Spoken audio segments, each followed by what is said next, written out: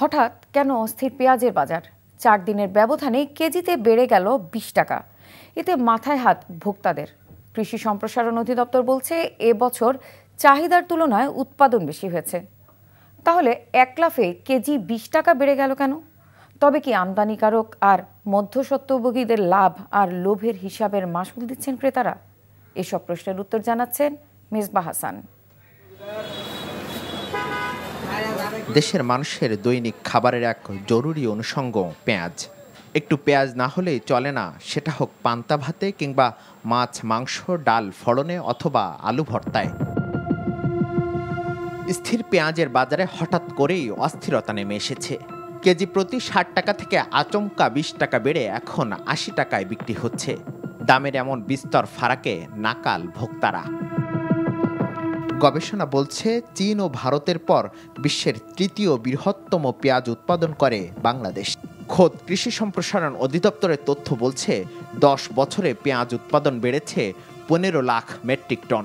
2024 সালে 28 থেকে 30 lakh metric ton চাহিদার বিপরীতে উৎপাদন হয়েছে 34 লাখ মেট্রিক টন, যা চাহিদার তুলনায় 4 লাখ মেট্রিক টন বেশি।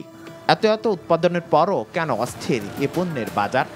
বান্ডেল থাকলে প্রতি সেনমানিতে টাকা বাঁচবে। বিকাশ সেনমানি বান্ডেল কিনে জিতুন প্রতি লেনদেনে। পেঁয়াজের আড়ত রাজধানীর শ্যামবাজারে এনটিভি টিম। পেঁয়াজের বাজারে আগুন লাগার কারণ অনুসন্ধানে এখানে এসে কথা হয় ফরিদপুর ও পাবনা থেকে আসা 2 ব্যাপারীর সাথে। সকালে যে পেঁয়াজ 65 টাকা বিক্রি করলেন, দুপুর গড়াতে দাম হাঁকালেন 75 টাকা। কারণ জানতে চাওয়ায় রেগে গেলেন।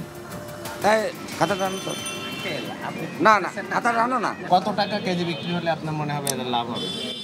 ধরেন 90 টাকা, 95 টাকা, 100 টাকা এরকম করে বেচা কেনা আমরা যদি করে পারতাম তাহলে আমারে কিছু লাভ হতো। এই বাজারের আড়তদারদের দাবি 1 কেজি পেঁয়াজে কমিশন পান 1 টাকা।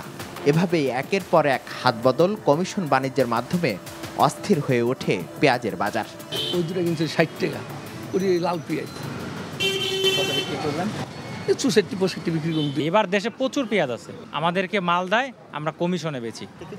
এই গবেষক বলছেন ঘাটতি নয়, বরং নড়বড়ে বিপণন ব্যবস্থার কারণেই এক লাফে বেড়ে যায় দাম। তাহলে সমস্যাটা হলো আমাদের স্টোরেবিলিটি, স্টোরেজ করার কন্ডিশন, আমাদের টেকনোলজিগুলো আমাদের কাছে এখনো খুব অ্যাভেলেবল হয় নাই, যেখানে কৃষকরা স্টোর করতে পারবে। শুধুমাত্র শীতেই আমরা পেঁয়াজ উৎপাদন করছি। বর্ষাকালের জাত যদি পপুলার করতে পারি এবং আমরা যদি এরকম ওপেন ফিল্ডে প্রোডাকশন করতে পারি, তাহলে দেখা যাবে যে পেঁয়াজের কৃষকরা উৎপাদনে আগ্রহী হবে। চাহিদা যখন বাজারে বেড়ে যায় তখন মজুদ থেকে ছেড়ে দিতে হয়, কিন্তু যেহেতু সরকারের নিজস্ব ক্যাপাসিটি বা কৃষকের কাছে স্টোরেজ নাই, কাজে তাদের এখান থেকে এখন ছেড়ে দেওয়ার স্কোপ কম। এখন হলো মজুদদারের হাতে, মজুদদারদের হাত থেকে এখন ছাড়াইতে হবে।